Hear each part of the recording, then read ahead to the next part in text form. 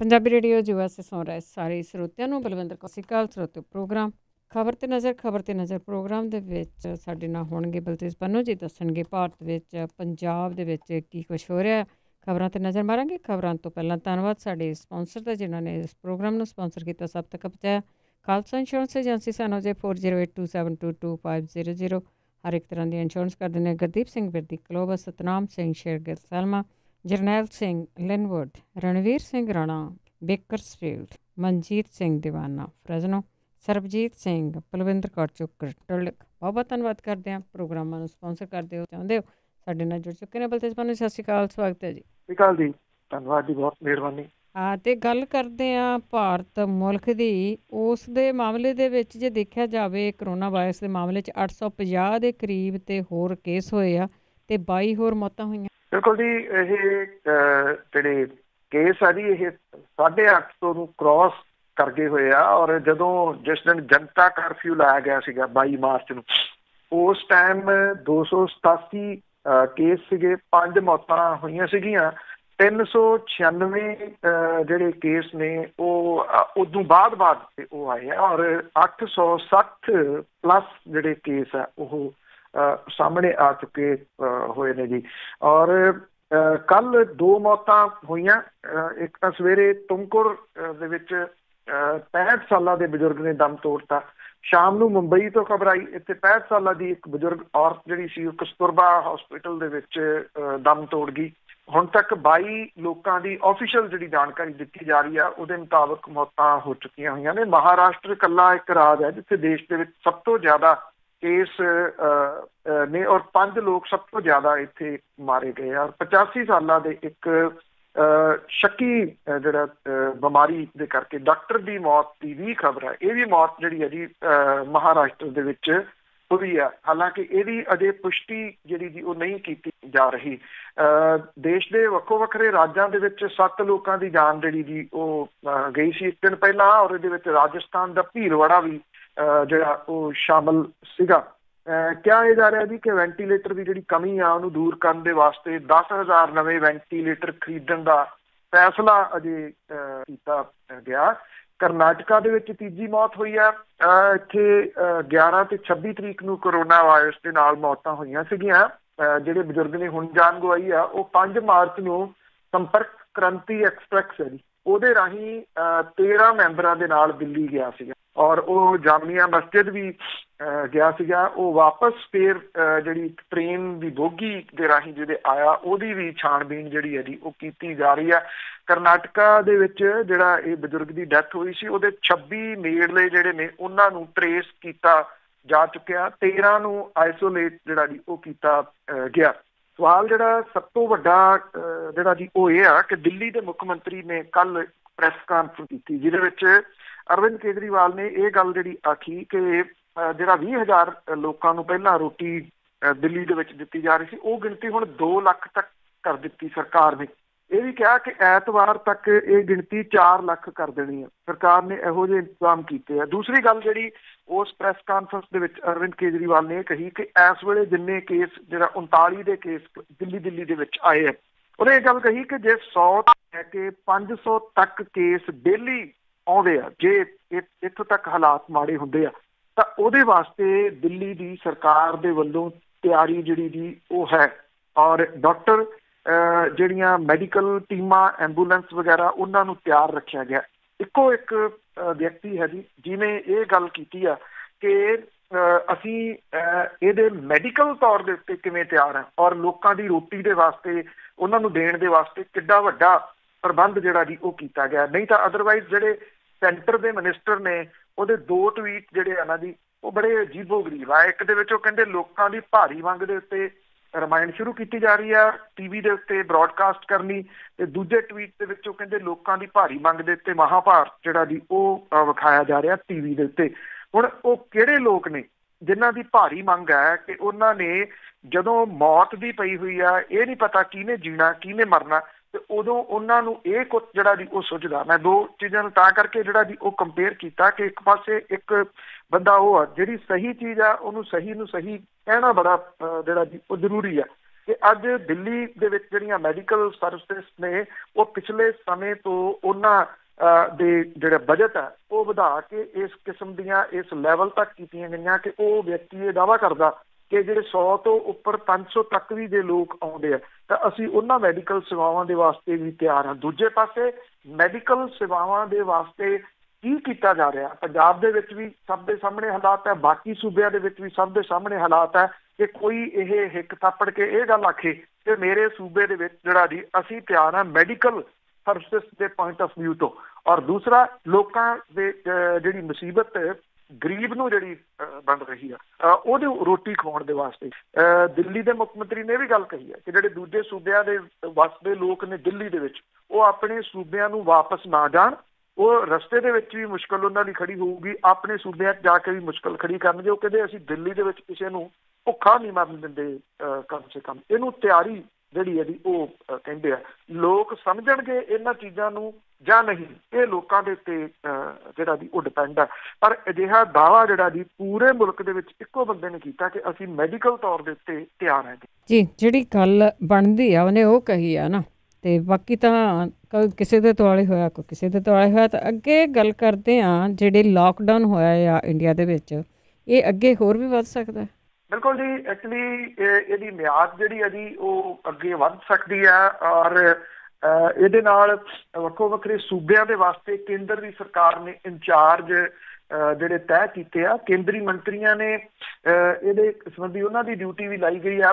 ਸਾਰੇ ਮੰਤਰੀ ਇੰਚਾਰਜ ਆਪੋ ਆਪਣੇ ਸੂਬਿਆਂ ਦੇ ਡਿਪਟੀ ਕਮਿਸ਼ਨਰਾਂ ਦੇ ਸਿੱਧੇ ਸੰਪਰਕ ਦੇ ਵਿੱਚ ਹੋਣਗੇ। ਸਾਰੇ ਕਲੈਕਟਰ ਭਾਵ ਜਿਹੜੇ ਡਿਪਟੀ ਕਮਿਸ਼ਨਰਸ ਨੇ ਉਹਨਾਂ ਨੂੰ ਕਿਹਾ ਗਿਆ ਤੋ ਹਰ ਪਿੰਡ ਕਸਬੇ ਦੇ ਸ਼ਹਿਰ ਦੇ ਵਿੱਚ ਜਾ ਕੇ ਲੋਕਾਂ ਦੀ ਹਾਲਤ ਦੇ ਬਾਰੇ ਜਾਣਕਾਰੀ ਲੈਣ ਔਰ ਉਹਨਾਂ ਨੂੰ ਜਾਗਰੂਕ ਕਰਨ ਤੇ ਲੋਕਡਾਊਨ ਦੀ ਹਾਲਤ ਜਿਹੜੀ ਉਹ ਯਕੀਨੀ ਬਣਾਉਣ। ਹਾਲਾਂਕਿ ਪੰਜਾਬ, ਮਹਾਰਾਸ਼ਟਰ, ਦਿੱਲੀ, ਹਿਮਾਚਲ ਉਹਨਾਂ ਸੂਬਿਆਂ ਦੇ ਵਿੱਚ ਸ਼ਾਮਲ ਹੈ ਜਿੱਥੇ ਕਰਫਿਊ ਆ। ਬਾਕੀ ਸਾਰੇ ਜਗ੍ਹਾ ਦੇ ਉੱਤੇ ਲਾਕਡਾਊਨ ਜਿਹੜਾ ਜੀ ਉਹ ਕੇਂਦਰ ਦੀ ਸਰਕਾਰ ਨੇ ਕੀਤਾ ਹੋਇਆ। ਸਰਕਾਰੀ ਸੂਤਰਾਂ ਦੇ ਮੁਤਾਬਕ ਜਿਹੜੀ ਲਾਕਡਾਊਨ ਦੀ ਮਿਆਦ ਹੈ ਉਹ ਅੱਗੇ ਹੋਰ ਕੀਤੀ ਜਾ ਸਕਦੀ ਹੈ। ਇੱਕ ਹਫ਼ਤੇ ਦੇ ਵਿੱਚ ਕਰੋਨਾ ਵਾਇਰਸ ਦੀ ਲਾਗ ਤੋਂ ਗ੍ਰਸਤ ਮਰੀਜ਼ਾਂ ਨੂੰ ਉਹਨਾਂ ਦੀ ਗਿਣਤੀ ਨੂੰ ਵੇਖਦਿਆਂ ਇਹ ਫੈਸਲਾ ਜਿਹੜਾ ਜੀ ਉਹ ਲਿਆ ਜਾਊਗਾ। ਕੇਂਦਰੀ ਮੰਤਰੀਆਂ ਦੇ ਵੀ ਸਰਗਰਮ ਹੋਣ ਦੇ ਨਾਲ ਸਰਕਾਰੀ ਅਮਲਾ ਹਰਕਤ ਦੇ ਵਿੱਚ ਆ ਗਿਆ ਔਰ ਪਿੰਡਾਂ ਤੋਂ ਲੈ ਕੇ ਡਿਸਟ੍ਰਿਕਟ ਤੱਕ ਤੇਜ਼ੀ ਦੇ ਨਾਲ ਕੰਮ ਸ਼ੁਰੂ ਕੀਤਾ ਗਿਆ। ਸ਼ੁਰੂਆਤੀ 2 ਦਿਨਾਂ ਦੇ ਵਿੱਚ ਇਹਦੇ ਚੰਗੇ ਸੰਕੇਤ ਜਿਹੜੇ ਜੀ ਉਹ ਮਿਲੇ ਆ। ਸਭ ਤੋਂ ਵੱਧ ਨਜ਼ਰ ਉਹਨਾਂ ਲੋਕਾਂ ਦੇ ਉੱਤੇ ਰੱਖੀ ਜਾ ਰਹੀ ਆ ਜਿਹੜੇ ਕਿਸੇ ਹੋਰ ਸਥਾਨਾਂ ਸ਼ਹਿਰਾਂ ਤੋਂ ਹਿਜਰਤ ਕਰਕੇ ਪਿੰਡਾਂ ਦੇ ਵਿੱਚ ਪਹੁੰਚੇ ਆ। ਅਜਿਹੇ ਲੋਕਾਂ ਦੀ ਸ਼ਨਾਖਤ ਕੀਤੀ ਜਾ ਰਹੀ ਆ ਔਰ ਉਹਨਾਂ ਦੀ ਜਾਂਚ ਵੀ ਕੀਤੀ ਜਾ ਰਹੀ ਹੈ ਤਾਂ ਕਿ ਉਹਨਾਂ ਤੱਕ ਕਰੋਨਾ ਦੀ ਲਾਗ ਪੁੱਜ ਚੁੱਕੀ ਆ ਉਹ ਪਿੰਡਾਂ ਦੇ ਵਿੱਚ ਨਾ ਫੈਲੇ। ਪ੍ਰਧਾਨ ਮੰਤਰੀ ਦਫ਼ਤਰ ਨੇ ਕੇਂਦਰੀ ਮੰਤਰੀ ਜਿਹੜੇ ਨੇ ਉਹਨਾਂ ਨੂੰ ਇਹ ਵਾਇਰਸ ਫੈਲਣ ਤੋਂ ਰੋਕਣ ਲਈ ਚੁੱਕੇ ਗਏ ਸਟੈਪ ਦੇ ਉੱਤੇ ਰੋਜ਼ ਦੀ ਰੋਜ਼ ਰਿਪੋਰਟ ਜਾਰੀ ਕਰਨ ਦੀ ਹਦਾਇਤ ਜਿਹੜੀ ਕੀਤੀ ਆ ਔਰ ਇਹਨਾਂ ਨੂੰ ਆਈਸੋਲੇਟ ਕਰਨਾ ਜਿਹਨਾਂ ਨੂੰ ਹੋ ਗਿਆ, ਜ਼ਰੂਰੀ ਵਸਤਾਂ ਜਿਹੜੀਆਂ ਅਵੇਲੇਬਲ ਕਰਾਉਣੀਆਂ ਇਹ ਆ। ਔਰ ਕਰੋਨਾ ਵਾਇਰਸ ਦੇ ਮਰੀਜ਼ਾਂ ਦੀ ਗਿਣਤੀ ਦੇ ਵਿੱਚ ਜਿਹੜਾ ਵਾਧਾ ਹੋ ਰਿਹਾ ਉਹ ਵੀ ਇਹਦੇ ਵਿੱਚ ਜਿਹੜਾ ਜੀ ਉਹ ਵਿਚਾਰਿਆ ਗਿਆ। ਪਿਛਲੇ 24 ਘੰਟਿਆਂ ਦੇ ਦੌਰਾਨ 75 ਨਵੇਂ ਮਾਮਲੇ ਜਿਹੜੇ ਜੀ ਉਹ ਸਾਹਮਣੇ ਆਏ ਆ ਔਰ ਜਿਹਦੇ ਕਰਕੇ ਇਹ ਗਿਣਤੀ 850 ਤੋਂ ਜਿਹੜੀ ਆ ਉਹ ਟੱਪ ਗਈ ਹੋਈ ਆ। ਔਰ ਕਰੋਨਾ ਦਾ ਪ੍ਰਕੋਪ ਦੇਸ਼ ਦੇ 27 ਰਾਜਾਂ ਤੇ ਕੇਂਦਰ ਸ਼ਾਸਿਤ ਪ੍ਰਦੇਸ਼ਾਂ ਤੱਕ ਹੈ। ਕੇਰਲਾ, ਮਹਾਰਾਸ਼ਟਰ, ਕਰਨਾਟਕ, ਤੇਲੰਗਾਨਾ, ਗੁਜਰਾਤ, ਰਾਜਸਥਾਨ, ਉੱਤਰ ਪ੍ਰਦੇਸ਼, ਦਿੱਲੀ ਦੇ ਵਿੱਚ ਕਰੋਨਾ ਪੋਜ਼ਿਟਿਵ ਮਾਮਲਿਆਂ ਦੀ ਗਿਣਤੀ ਸਭ ਤੋਂ ਵੱਧ ਹੈ। ਪੰਜਾਬ ਦੇ ਵਿੱਚ ਇਹ ਜਿਹੜੀ ਗਿਣਤੀ ਹੈ ਜੀ ਉਹ ਵੀ 38 ਦੇ ਕਰੀਬ ਜਿਹੜੀ ਆ ਉਹ ਹੋਤੀ ਹੋਈ ਹੈ। ਹੁਣ ਵੇਖਣਾ ਇਹ ਹੋਊਗਾ ਜੀ ਕਿ ਕੇਂਦਰ ਦੀ ਜਿਹੜੀ ਸਰਕਾਰ ਹੈ ਉਹ ਜਦੋਂ ਇਹਦੀ ਮਿਆਦ ਮੁੱਕਦੀ ਹੈ ਉਦੋਂ ਕਿੰਨਾ ਸਮਾਂ ਪਹਿਲਾਂ ਜਿਹੜਾ ਜੀ ਇਹਦਾ ਐਲਾਨ ਕਰਦੀ ਹੈ। ਕਿਉਂਕਿ ਇਸ ਗੱਲ ਦੇ ਉੱਤੇ ਵੀ ਕਿੰਤੂ ਪਰੰਤੂ ਵੱਡਾ ਜਿਹੜਾ ਜੀ ਉਹ ਚੱਲ ਰਿਹਾ ਕਿ ਰਾਤ ਦੇ ਸਮੇਂ 8 ਵਜੇ ਲੋਕਾਂ ਨੂੰ ਕਿਉਂ ਭਜਾਇਆ ਗਿਆ। ਇਹ ਗੱਲ ਦਿਨੇ ਵੀ ਕਹੀ ਜਾ ਸਕਦੀ ਕਿ ਕੱਲ ਤੋਂ ਲਾਕਡਾਊਨ ਹੈ ਭਾਵ ਕਿ ਤਾਂ ਕਿ ਉਹ ਕਮ ਸੇ ਕਮ ਆਪਣੇ ਰੋਟੀ ਪਾਣੀ ਦਾ ਜਿਹੜਾ ਇੰਤਜ਼ਾਮ ਤਾਂ ਉਹ ਕਰ ਲੈਂਦੇ, ਸੌਦਾ ਲੈ ਲੈਂਦੇ। ਜਦੋਂ 8 ਤੋਂ 8:30 ਵਜੇ ਤੱਕ ਉਹਨਾਂ ਨੇ ਪ੍ਰਧਾਨ ਮੰਤਰੀ ਨੂੰ ਸੁਣਿਆ ਤੇ ਮੁੜ ਕੇ ਜਿਹੜਾ ਸੀਗਾ ਜੀ ਉਹ ਵਹੀਰਾਂ ਘੱਤ ਲੀਆਂ ਜੀ ਸਟੋਰਾਂ ਵੱਲ ਨੂੰ ਔਰ ਸਟੋਰ ਜਿਹੜੇ ਸੀ ਉਹ ਖਾਲੀ ਹੋ ਗਏ। ਲੋਕ ਵੀ ਕੀ ਕਰਦੇ, ਲੋਕਾਂ ਦਾ ਉਹਦੇ ਵਿੱਚ ਕਸੂਰ ਨਹੀਂ। ਲੋਕ ਇਸ ਤਰੀਕੇ ਦੇ ਨਾਲ ਉਸ ਸਮੇਂ ਦੇ ਉੱਤੇ ਡਰਾਏ ਗਏ ਜਿਹੜਾ ਕਿ ਸਮਾਂ ਸਹੀ ਨਹੀਂ ਸੀਗਾ ਜੀ। ਤੇ ਅੱਗੇ ਗੱਲ ਕਰਦੇ ਹਾਂ ਪੰਜਾਬ ਦੇ ਵਿੱਚ ਰਾਸ਼ਨ ਦੀ ਘਾਟ ਕਹਿੰਦੇ ਮੁਸੀਬਤ ਬਣ ਲੱਗੀ ਹੈ। ਬਿਲਕੁਲ ਜੀ। ਐਕਚੁਅਲੀ ਜਿਹੜੀ ਮੁਸ਼ਕਿਲ ਆ ਜੀ ਉਹਦੇ ਨਾਲ ਤਾਂ ਦੋ ਚਾਰ ਹੋਣਾ ਜਿਹੜਾ ਜੀ ਉਹ ਪੈ ਰਿਹਾ, ਇਹਦੇ ਵਿੱਚ ਕੋਈ ਸ਼ੱਕ ਨਹੀਂ ਗਾ, ਕਿਉਂਕਿ ਦੁਕਾਨਾਂ ਦੇ ਉੱਤੇ ਇੰਨਾ ਤਾਂ ਹੈ ਕਿ ਇੱਕ ਸਿਸਟਮ ਜਿਹੜਾ ਜੀ ਉਹ ਗਿੜਨ ਤਾਂ ਲੱਗ ਗਿਆ। ਉਹ ਗਿੜਨ ਇੱਦਾਂ ਲੱਗ ਗਿਆ ਜੀ ਕਿ ਜਿਹੜੇ ਪਾਸ ਵਗੈਰਾ ਜਾਰੀ ਕੀਤੇ ਰਾਸ਼ਨ ਦੀਆਂ ਦੁਕਾਨਾਂ, ਉਹਨਾਂ ਤੋਂ ਲੋਕ ਜਿਹੜਾ ਜੀ ਉਹ ਡਿਲੀਵਰੀ ਕਰਵਾਉਣ ਲੱਗ ਗਏ। ਜਿਹੜੀਆਂ ਵੱਡੀਆਂ ਕਾਲੋਨੀਜ਼ ਨੇ, ਵੱਡੇ ਸ਼ਹਿਰ ਨੇ, ਉਹਨਾਂ ਦੇ ਵਿੱਚ ਤਾਂ ਸਮੱਸਿਆ ਕਾਫੀ ਹੱਦ ਤੱਕ ਜਿਹੜੀ ਆ ਜੀ ਉਹ ਸਹੀ ਵੀ ਆ। ਪਰ ਇਹ ਆ ਕਿ ਹਰੇਕ ਬੰਦੇ ਦੇ ਇਸ ਪੱਖੋਂ ਵੱਸ ਦੇ ਵਿੱਚ ਨਹੀਂ ਗਾ ਕਿ ਉਹ ਫੋਨ ਦੇ ਉੱਤੇ ਡਿਲੀਵਰੀ ਜਿਹੜੀ ਉਹ ਕਰਵਾ ਲੇ। ਜਿਹੜੇ ਆਮ ਦਿਹਾੜੀਦਾਰ ਤੇ ਕਿਸਾਨ ਨੇ ਉਹਨਾਂ ਦੇ ਵਾਸਤੇ ਮੁਸ਼ਕਿਲ ਜਿਹੜੀ ਹੈ ਜੀ ਇਹ ਜ਼ਰੂਰ ਬਣ ਰਿਹਾ ਜਿਹੜਾ ਜੀ ਕਰਫਿਊ। ਔਰ ਦੁਸ਼ਵਾਰੀਆਂ ਜਿਹੜੀਆਂ ਲੋਕਾਂ ਦੀਆਂ ਵੱਧ ਰਹੀਆਂ ਨੇ।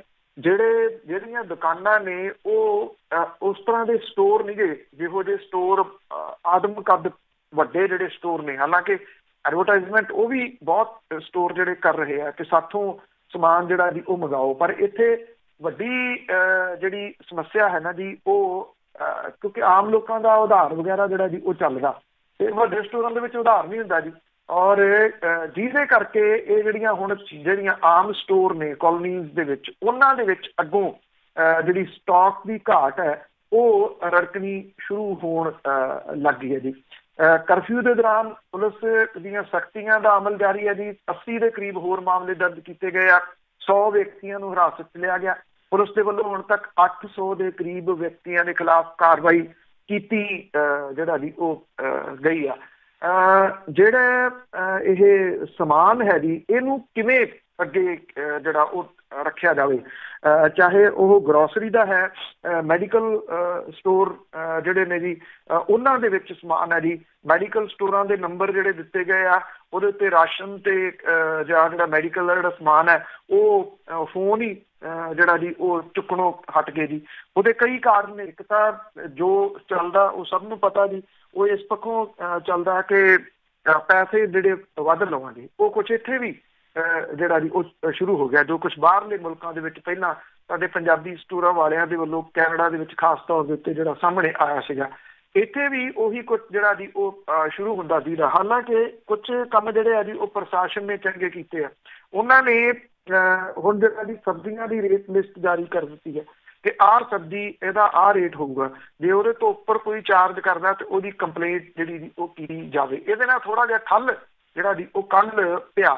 ਜਿਹੜੇ ਫੇਰੀ ਵਾਲੇ ਨੇ ਉਹਨਾਂ ਨੂੰ ਜਿਹੜਾ ਉਹ ਕਲੋਨੀਆਂ ਦੇ ਵਿੱਚ ਜਾਣ ਦੇ ਵਾਸਤੇ ਪਾਸ ਜਾਰੀ ਕੀਤੇ ਗਏ ਆ ਪ੍ਰਸ਼ਾਸਨ ਦੇ ਵੱਲੋਂ ਕਿ ਉਹ ਕਲੋਨੀ ਦੇ ਵਿੱਚ ਜਾ ਕੇ ਸਬਜ਼ੀ ਵਗੈਰਾ ਜਿਹੜੀ ਵੇਚ ਸਕਦੇ। ਇਹਦੇ ਨਾਲ ਵੀ ਕੁਛ ਮੁਸ਼ਕਲ ਜਿਹੜੀ ਆ ਉਹ ਹੱਲ ਹੋਈ ਆ। ਕਰਫਿਊ ਦੇ ਵਿੱਚ ਢਿੱਲ ਨਹੀਂ ਕੋਈ ਦਿੱਤੀ ਜਾ ਰਹੀ, ਪਰ ਲੋਕ ਆਪਣੇ ਤੌਰ ਦੇ ਉੱਤੇ ਸਵੇਰੇ 6 ਵਜੇ 5:30 ਵਜੇ ਮੰਡੀਆਂ ਦੇ ਵਿੱਚ ਜਿਹੜਾ ਜੀ ਉਹ ਪਹੁੰਚ ਜਾਂਦੇ ਆ। ਉੱਥੇ ਰਸ਼ ਲਾ ਰਹੇ ਆ। ਉੱਥੇ ਵੱਡੀ ਗਿਣਤੀ ਦੇ ਵਿੱਚ ਲੋਕ ਜਿਹੜਾ ਜੀ ਉਹ ਇਕੱਠੇ ਹੋ ਰਹੇ ਆ।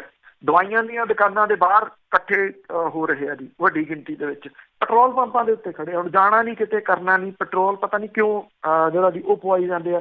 ਉੱਥੇ ਲਾਈਨਾਂ ਲਾ ਕੇ ਜਿਹੜਾ ਜੀ ਉਹ ਖੜੇ ਆ ਕਰਫਿਊ ਦੇ ਵਿੱਚ। ਕੁਛ ਥਾਵਾਂ ਦੇ ਉੱਤੋਂ ਪਿਕਚਰਾਂ ਵੀ ਜਿਹੜੀਆਂ ਜੀ ਉਹ ਸਾਹਮਣੇ ਆ ਰਹੀਆਂ ਨੇ। ਸੋ ਇਹ ਬੜਾ ਅਜੀਬੋ ਗਰੀਬ ਜਿਹਾ ਵਰਤਾਰਾ ਜਿਹੜਾ ਜੀ ਉਹ ਚੱਲੀ ਜਾ ਰਿਹਾ। ਲੋਕਾਂ ਦੀ ਸਮਝ ਦੇ ਵਿੱਚ ਅਜੇ ਵੀ ਗੱਲ ਜਿਹੜੀ ਇਹ ਨਹੀਂ ਪੈ ਰਹੀ ਕਿ ਇਹ ਕਿਹੋ ਜਿਹੀ ਗੰਭੀਰ ਸਮੱਸਿਆ ਹੈ, ਇਹ ਕਿਹੋ ਜਿਹਾ ਗੰਭੀਰ ਵਾਇਰਸ ਹੈ ਤੇ ਇਹਦੇ ਤੋਂ ਬਚਣ ਦੇ ਵਾਸਤੇ ਉਪਰਾਲੇ ਜਿਹੜੇ ਜੀ ਉਹ ਕੀ ਨੇ। ਆਮ ਲੋਕਾਂ ਤੱਕ ਇਹ ਗੱਲ ਕਿਵੇਂ ਪਹੁੰਚਾਈ ਜਾਵੇ ਜੀ, ਇਹ ਸਰਕਾਰ ਨੂੰ ਵੀ ਜਿਹੜੀ ਜੀ ਉਹ ਸਮਝ ਨਹੀਂ ਪੈ ਰਹੀ। ਸਰਕਾਰ ਸ਼ਾਇਦ ਇਹ ਸਮਝਦੀ ਹੈ ਕਿ ਪ੍ਰੈਸ ਰਿਲੀਜ਼ ਕਰਕੇ ਤੇ ਉਹਨਾਂ ਨੇ ਸਾਰਾ ਕੁਝ ਜਿਹੜਾ ਜੀ ਉਸ ਤੋਂ ਬਾਅਦ ਉਹਨਾਂ ਦੀ ਜ਼ਿੰਮੇਵਾਰੀ ਜਿਹੜੀ ਆ ਉਹ ਸਮਝ ਪੂਰੀ ਹੋ ਜਾਂਦੀ ਹੈ, ਜਦੋਂ ਕਿ ਇੱਥੋਂ ਕਹਾਣੀ ਸ਼ੁਰੂ ਹੁੰਦੀ ਹੈ। ਹੁਣ ਸਵਾਲ ਇਹ ਆ ਕਿ ਲਾਈਨਾਂ ਲਾਉਣ ਵਾਲੇ ਜਿਹੜਾ ਜੀ ਉਹ ਕੌਣ ਨੇ, ਕਿਉਂ ਉਹ ਲਾਈਨਾਂ ਏਡੀਆਂ ਵੱਡੀਆਂ ਵੱਡੀਆਂ ਲਾ ਰਹੇ ਨੇ, ਉਹ ਕਿਉਂ ਨਹੀਂ ਇਸ ਮਾਮਲੇ ਦੀ ਗੰਭੀਰਤਾ ਨੂੰ ਸਮਝ ਰਹੇ ਕਿ ਜਿਹੜਾ ਵੱਖਰੇ ਰਹਿਣਾ ਔਰ ਦੂਰ ਰਹਿਣਾ ਉਹ ਕਿੰਨਾ ਇਸ ਵੇਲੇ ਜ਼ਰੂਰੀ ਹੈ। ਬਿਲਕੁਲ ਜੀ, ਮੈਂ ਵੀ ਕਿਸੇ ਨੂੰ ਫੋਨ ਕੀਤਾ ਸੀ, ਉਹ ਆਪਣੇ ਆਪ ਨੂੰ ਇਹੀ ਸਮਝਦੇ ਕਿ 2 ਘੰਟੇ ਦੀ ਸਾਨੂੰ ਛੁੱਟ ਹੁੰਦੀ ਆ ਕਰਫਿਊ ਦੇ ਵਿੱਚ। ਤੇ ਅੱਗੇ ਗੱਲ ਕਰਦੇ ਹਾਂ ਵਿਦੇਸ਼ਾਂ ਦੇ ਵਿੱਚੋਂ ਗਏ NRI ਦੀ, ਉਹਨਾਂ ਦੇ ਉੱਤੇ ਨਿਗਰਾਨੀ ਰੱਖੀ ਜਾ ਰਹੀ ਆ ਤੇ ਉਹਨਾਂ ਨੂੰ ਬਹੁਤ ਕੁਛ ਆਮ ਲੋਕ ਕਹਿ ਵੀ ਬਹੁਤ ਕੁਛ ਰਹੇ ਆ। ਤਾਂ ਉਹ ਕੁਛ ਲੋਕ ਜਿਹੜੇ ਦੀ ਹਰੇਕ ਜਗ੍ਹਾ ਦੇ ਉੱਤੇ ਇਸ ਤਰ੍ਹਾਂ ਦੇ ਹੁੰਦੇ ਆ ਜੀ, ਜਿਹੜੇ ਜੋ ਮੂੰਹ ਆਇਆ ਬੋਲ ਦਿੰਦੇ ਆ। ਇਉਂ ਨਹੀਂ ਆ, ਕਿਉਂਕਿ ਜੇ ਆਪਾਂ ਦੇਖੀਏ ਤਾਂ ਵਿਸ਼ਵ ਪੱਧਰ ਦੇ ਉੱਤੇ ਹੁਣ ਕੈਨੇਡਾ ਦੀ ਮੈਂਬਰ ਪਾਰਲੀਮੈਂਟ ਹੈ, ਕੈਨੇਡਾ ਦੇ ਪ੍ਰਾਈਮ ਮਿਨਿਸਟਰ ਦੀ ਵਾਈਫ ਹੈ, ਉੱਧਰ ਸ਼ਾਹੀ ਪਰਿਵਾਰ ਲੈ ਲਓ ਇੰਗਲੈਂਡ ਦੇ ਵਿੱਚ ਪ੍ਰਿੰਸ ਚਾਰਲਸ ਹੈ, ਉੱਥੋਂ ਦੇ ਬ੍ਰਿਟਨ ਦੇ ਪ੍ਰਾਈਮ ਮਿਨਿਸਟਰ ਨੇ, ਉਹ ਜਿਹੜੇ ਵੀ ਉਹ ਪੋਜ਼ਿਟਿਵ ਪਾਏ ਗਏ ਆ। ਹੁਣ ਉਹ NRIs ਨੂੰ ਥੋੜ੍ਹੀ ਮਿਲਦੇ। ਇਹ ਜਿਹੜੀ ਗੱਲ ਆਖੀ ਗਈ ਆ ਜਿਹੜੇ ਕੈਬਨਿਟ ਸਕੱਤਰ ਨੇ ਉਹਦੇ ਵੱਲੋਂ ਕਿ ਲੋਕਡਾਊਨ ਤੋਂ ਪਹਿਲਾਂ ਵਿਦੇਸ਼ਾਂ ਤੋਂ ਆਏ ਜਿਹੜੇ ਵਿਅਕਤੀ ਨੇ ਉਹਨਾਂ ਦੀ ਫੌਰੀ ਤੌਰ ਦੇ ਉੱਤੇ ਸਖਤ ਨਿਗਰਾਨੀ ਜਿਹੜੀ ਕੀਤੀ ਜਾਵੇ। ਔਰ ਉਹਨਾਂ ਨੇ ਇਹ ਵੀ ਕਿਹਾ ਕਿ ਨਿਗਰਾਨੀ 'ਚ ਰੱਖੇ ਗਏ ਤੇ ਵਿਦੇਸ਼ ਤੋਂ ਆਏ ਲੋਕਾਂ ਦੀ ਕੁੱਲ ਗਿਣਤੀ ਦਾ ਅੰਕੜਾ ਜਿਹੜਾ ਵੀ ਉਹ ਮੇਲ ਨਹੀਂ ਖਾ ਰਿਹਾ। ਸਾਰੇ ਸੂਬਿਆਂ ਤੇ ਕੇਂਦਰ ਸ਼ਾਸਿਤ ਪ੍ਰਦੇਸ਼ਾਂ ਦੇ ਜਿਹੜੇ ਚੀਫ ਸੈਕਟਰੀ ਨੇ ਉਹਨਾਂ ਨੂੰ ਚਿੱਠੀ ਲਿਖ ਕੇ ਇਹ ਕਿਹਾ ਗਿਆ ਕਿ ਉਹ ਜਿਹੜੇ ਕੌਮਾਂਤਰੀ ਮੁਸਾਫਰ ਨੇ ਜੀ ਉਹਨਾਂ ਦੀ ਜਿਹੜੀ ਗਿਣਤੀ ਆ ਉਹਦੇ ਬਾਰੇ ਦੇ ਵਿੱਚ ਇੱਕ ਤਾਂ ਜਿਹੜਾ ਭੰਬਲ ਭੂਸਾ ਕ੍ਰੀਏਟ ਹੋ ਰਿਹਾ ਉਹਦੇ ਬਾਰੇ ਦੇ ਵਿੱਚ ਦੱਸਣ, ਔਰ ਨੇੜੇ ਤੋਂ ਨਿਗਾਹ ਜਿਹੜੀ ਹੈ ਜੀ ਇਹਦੇ ਵਿੱਚ ਰੱਖੀ ਜਾਵੇ, ਕਿਉਂਕਿ ਜਿਹੜਾ ਫਰਕ ਹੈ ਕਿ ਕਿੰਨੇ ਆਏ ਤੇ ਕਿੰਨੇ ਜਿਹੜੇ ਵੀ ਦੱਸੇ ਜਾ ਰਹੇ ਆ ਉਹ ਕਿਉਂ ਉਹਦੇ ਵਿੱਚ ਫਰਕ ਹੈ। ਜਿਹੜੇ ਲੋਕਾਂ ਦੇ ਟੈਸਟ ਪੋਜ਼ਿਟਿਵ ਆਏ ਆ ਉਹਨਾਂ ਦੇ ਵਿੱਚੋਂ ਜ਼ਿਆਦਾਤਰ ਬਾਹਰਲੇ ਮੁਲਕਾਂ ਦੇ ਵਿੱਚ ਉਹਨਾਂ ਦਾ ਆਉਣਾ ਜਾਣਾ ਸੀਗਾ। 18 ਜਨਵਰੀ ਤੋਂ ਹਵਾਈ ਅੱਡਿਆਂ ਦੇ ਉੱਤੇ ਵਿਦੇਸ਼ ਤੋਂ ਆਉਣ ਵਾਲੇ ਮੁਸਾਫਰਾਂ ਦੀ ਸਕਰੀਨਿੰਗ ਸ਼ੁਰੂ ਹੋਈ ਸੀਗੀ। ਇਮੀਗ੍ਰੇਸ਼ਨ ਬਿਊਰੋ ਨੇ ਜਿਹੜੀ ਜਾਣਕਾਰੀ ਸਾਂਝੀ ਕੀਤੀ ਕਿ 23 ਮਾਰਚ ਤੱਕ 15 ਲੱਖ ਤੋਂ ਵੱਧ ਮੁਸਾਫਰ ਬਾਹਰੋਂ ਆਏ, ਔਰ ਸੂਬਿਆਂ ਦੇ ਵੱਲੋਂ ਨਿਗਰਾਨੀ ਰੱਖੇ ਜਾ ਰਹੇ ਇਹਨਾਂ ਵਿਅਕਤੀਆਂ ਦੇ ਉੱਤੇ ਔਰ ਬਾਹਰੋਂ ਆਏ ਲੋਕਾਂ ਦੇ ਅੰਕੜੇ ਜਿਹੜੇ ਆ ਜੀ ਉਹ ਆਪਸ ਦੇ ਵਿੱਚ ਨਹੀਂ ਮਿਲਦੇ। ਇਹ ਕਿਹਾ ਜਾ ਰਿਹਾ ਹੈ ਕਿ ਵਿਦੇਸ਼ਾਂ ਚੋਂ ਆਏ ਲੋਕਾਂ ਦੀ ਭਾਲ ਕੀਤੀ ਜਾਵੇ ਤਾਂ ਕੋਈ ਮਹਾਮਾਰੀ ਜਿਹੜੀ ਹੈ ਜੀ ਉਹਨੂੰ ਅੱਗੇ ਹੋਰ ਫੈਲਣ ਤੋਂ ਰੋਕਿਆ ਜਿਹੜਾ ਜੀ ਉਹ ਜਾ ਸਕੇ। ਇੱਥੇ ਬਹੁਤ ਸਾਰੇ ਲੋਕ ਜਿਹੜੇ ਆ ਜੀ ਉਹ ਸਟਕ ਹੋਏ ਆ, ਪੰਜਾਬ ਦੇ ਵਿੱਚ ਵੀ ਆ ਕੇ ਸਟਕ ਹੋ ਗਏ ਆ, ਕੈਨੇਡਾ ਤੋਂ ਆਏ ਹੋਏ ਲੋਕ, ਅਮਰੀਕਾ ਤੋਂ ਆਏ ਹੋਏ ਲੋਕ, ਆਸਟ੍ਰੇਲੀਆ ਤੋਂ ਆਏ ਲੋਕ ਇੱਥੇ ਫਸ ਗਏ। ਉਹਨਾਂ ਨੂੰ ਇਹ ਨਹੀਂ ਸੀ ਪਤਾ ਜੀ ਕਿ ਇਹ ਸਿਚੁਏਸ਼ਨ ਜਿਹੜੀ ਇੰਨੀ ਖਰਾਬ ਹੋ ਸਕਦੀ ਹੈ, ਕਿਉਂਕਿ ਇੱਥੇ ਤਾਂ ਇੰਟਰਨੈਸ਼ਨਲ ਫਲਾਈਟ ਤਾਂ ਛੱਡੋ ਜੀ, ਡੋਮੈਸਟਿਕ ਫਲਾਈਟ ਸਭ ਬੰਦ ਨੇ, ਟ੍ਰੇਨ ਬੰਦ, ਬੱਸਾਂ ਬੰਦ। ਜਦੋਂ ਮੁਲਕ ਲਾਕਡਾਊਨ ਹੈ ਤੇ ਉਹ ਨਿਕਲ ਨਹੀਂ ਸਕਦੇ ਕਿਸੇ ਪਾਸੇ। ਇਹਦੇ ਬਾਵਜੂਦ ਲੋਕ ਜਿਹੜੇ ਜਿੰਨੇ ਉਹਨਾਂ ਦੇ ਫੋਨ ਆਉਂਦੇ ਨੇ ਜੀ ਕਿ ਸਾਡਾ ਦਿੱਲੀ ਪਹੁੰਚਣ ਦਾ ਇੰਤਜ਼ਾਮ ਹੋ ਜੇ, ਉੱਥੋਂ ਕਹਿੰਦੇ ਸਾਨੂੰ ਏਅਰਲਾਈਨ ਜਿਹੜੀ ਹੈ ਜੀ ਉਹਨੇ ਇਹ ਕਿਹਾ ਕਿ ਅਸੀਂ ਲੈ ਜਾਵਾਂਗੇ ਤੇ ਉਹ ਸ਼ੋਅ ਕਰ ਰਹੀ ਹੈ ਤੇ ਜਿਹੜੀ ਇਹ ਇਸ ਤਰੀਕ ਨੂੰ ਜਿਹੜੀ ਆਉਣੀ ਹੈ। ਜਿਹੜੀ ਐਡਵਾਈਜ਼ਰੀ ਕੈਨੇਡਾ ਦੇ ਵੱਲੋਂ ਜਾਰੀ ਕੀਤੀ ਗਈ ਆ ਜਿਹੜੇ ਇੱਥੇ ਰਹਿੰਦੇ ਲੋਕ ਨੇ ਉਹਦੇ ਵਿੱਚ ਉਹਨਾਂ ਨੇ ਬੜਾ ਕਲੀਅਰ ਜਿਹੜਾ ਇਹ ਗੱਲ ਆਖੀ ਆ ਕਿ ਤੁਸੀਂ ਸੰਪਰਕ ਦੇ ਵਿੱਚ ਰਹੋ, ਮੀਡੀਆ ਦੇ ਸੰਪਰਕ ਦੇ ਵਿੱਚ ਰਹੋ ਆਪਣੀ ਏਅਰਲਾਈਨ ਦੇ। ਉਹਨਾਂ ਨੇ ਇਹ ਕਿਹਾ ਕਿ ਮੁਲਕ ਜਿਹੜਾ ਭਾਰਤ ਹੈ ਉਹ ਨਹੀਂ ਇਜਾਜ਼ਤ ਦੇ ਰਿਹਾ ਜੀ ਕਿਸੇ ਇੰਟਰਨੈਸ਼ਨਲ ਫਲਾਈਟ ਨੂੰ ਇੱਥੇ ਆਉਣ ਦੇ ਵਾਸਤੇ। ਇੰਟਰਨੈਸ਼ਨਲ ਫਲਾਈਟ ਦੇ ਉੱਤੇ ਜਿਹੜੀ ਪਾਬੰਦੀ ਆ ਉਹ ਅਪ੍ਰੈਲ ਦੇ ਮਿਡ ਤੱਕ ਜਿਹੜੀ ਉਹ ਵਧਾ ਦਿੱਤੀ ਗਈ ਆ। ਹੁਣ ਜਦੋਂ ਫਲਾਈਟ ਬਾਹਰੋਂ ਆ ਨਹੀਂ ਰਹੀ ਤੇ ਉਹ ਵਾਪਸ ਕਿਵੇਂ ਜਾਊਗੀ, ਇਹ ਸਮਝਾਉਣਾ ਔਖਾ ਹੋਇਆ ਪਿਆ ਜੀ। ਮੈਨੂੰ ਵੀ ਜਿੰਨੇ ਫੋਨ ਜਿਹੜੇ ਆਉਂਦੇ ਆ ਜੀ ਰੋਜ਼, ਉਹਨਾਂ ਨੂੰ ਕਿਵੇਂ, ਉਹ ਕਹਿੰਦੇ ਜੀ ਨਹੀਂ ਸਾਨੂੰ ਇਹ ਕਨਫਰਮੇਸ਼ਨ ਜਿਹੜੀ ਦੀ ਆਈ ਆ ਕਿ ਫਲਾਈਟ ਆਊ। ਮੈਂ ਇਹ ਵੀ ਉਹਨਾਂ ਨੂੰ ਪੁੱਛਿਆ ਵੀ ਮੁਲਕ ਨੂੰ ਜਿਹੜੀ ਐਡਵਾਈਜ਼ਰੀ ਮੁਲਕ ਦੇ ਵੱਲੋਂ ਜਾਰੀ ਕੀਤੀ ਗਈ ਆ, ਹੁਕਮ ਦਿੱਤੇ ਗਿਆ, ਉਹਨੂੰ ਕ੍ਰਾਸ ਕਰਕੇ ਕਿਵੇਂ ਕੋਈ ਏਅਰਲਾਈਨ ਇੱਥੇ ਆ ਜਾਊਗੀ। ਜਿੰਨੇ ਤੁਹਾਡੇ ਰਿਸ਼ਤੇਦਾਰ ਇੱਥੇ ਕਿਸੇ ਦਾ ਕੋਈ ਜਾਣਨ ਪਛਾਣਨ ਵਾਲਾ ਬੈਠਾ ਸਟਕ ਹੋ ਗਿਆ, ਉਹਨਾਂ ਨੂੰ ਇੱਕ ਅਪੀਲ ਆ ਜੀ ਕਿ ਤੁਸੀਂ ਉਹਨਾਂ ਨੂੰ ਫੋਨ ਦੇ ਉੱਤੇ ਇਹ ਗੱਲ ਕਹੋ ਕਿ ਜਿੱਥੇ ਉਹ ਹੈਗੇ ਨੇ ਉਸ ਜਗ੍ਹਾ ਦੇ ਉੱਤੇ ਉਹ ਟਿਕ ਜਾਣ। ਔਰ ਜਿਹੜੀ ਗੱਲ ਬਾਰ-ਬਾਰ ਤਕਰੀਬਨ ਪਿਛਲੇ ਹੁਣ ਤਾਂ 2 ਹਫ਼ਤਿਆਂ ਤੋਂ ਆਪਾਂ ਜਿਹੜੀ ਕਹਿੰਦੇ ਆ ਰਹੇ ਹਾਂ ਕਿ ਜੇ ਤੁਸੀਂ ਇੱਥੇ ਹੋ ਸਟਕ ਹੋਏ ਹੋ, ਆਪਣੇ ਬਾਰੇ ਜਾਣਕਾਰੀ ਜਿਹੜੀ ਹੈ ਜੀ ਉਹ ਦੇ ਦਿਓ ਨੇੜਲੇ ਪੁਲਿਸ ਸਟੇਸ਼ਨ ਨੂੰ, ਜਾਂ ਜਿਹੜਾ ਇੱਕ ਨੰਬਰ 112 ਨੰਬਰ ਜਿਹੜਾ ਜਾਰੀ ਕੀਤਾ ਗਿਆ ਉਹਦੇ ਉੱਤੇ ਇੱਥੇ ਜਿਹੜਾ ਜੀ ਫੋਨ ਕਰਕੇ ਲੋਕ ਆਪਣੀ ਜਾਣਕਾਰੀ ਦੇ ਦੇਣ। ਡਰਨ ਦੀ ਜ਼ਰੂਰਤ ਨਹੀਂ ਆ, ਭੈ ਦੀ ਜ਼ਰੂਰਤ ਨਹੀਂ ਆ, ਕੋਈ ਡਰਾਵਾ ਨਹੀਂ ਗਾ, ਕੋਈ ਅਰੈਸਟ ਨਹੀਂ ਕਰਕੇ ਕਿਸੇ ਨੂੰ ਜਿਹੜਾ ਜੀ ਉਹ ਲੈ ਜਾਣਾ, ਪਰ ਤੁਸੀਂ ਔਨ ਰਿਕਾਰਡ ਰਹੋਗੇ ਉਹ ਜ਼ਿਆਦਾ ਸੇਫ ਹੈ।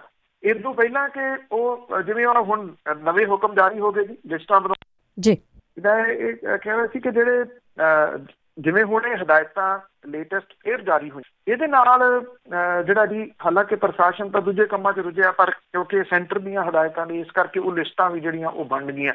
ਜੇ ਕੱਲ੍ਹ ਨੂੰ ਕੋਈ ਕੰਪਲੇਂਟ ਕਰਦਾ ਤਾਂ ਫਿਰ ਥੋੜ੍ਹੀ ਮੁਸ਼ਕਿਲ ਜਿਹੜੀ ਜੀ ਉਹ ਹੋ ਸਕਦੀ ਹੈ। ਤਾਂ ਇਸ ਕਰਕੇ ਇਹ ਅਪੀਲ ਆ ਜੀ ਕਿ ਤੁਹਾਡੇ ਜਿੰਨੇ ਰਿਸ਼ਤੇਦਾਰ ਨੇ ਇੱਥੇ ਉਹਨਾਂ ਨੂੰ ਇਹ ਗੱਲ ਆਖੋ ਕਿ ਕਿਉਂਕਿ ਹਾਲਾਤ ਤਾਂ ਕਿਤੇ ਵੀ ਸੁਰੱਖਿਅਤ ਨਹੀਂ ਗੇ ਜੀ, ਇੱਥੋਂ ਭੱਜ ਕੇ ਵੀ ਕਿੱਧਰ ਨੂੰ ਜਾਣਾ ਜੀ।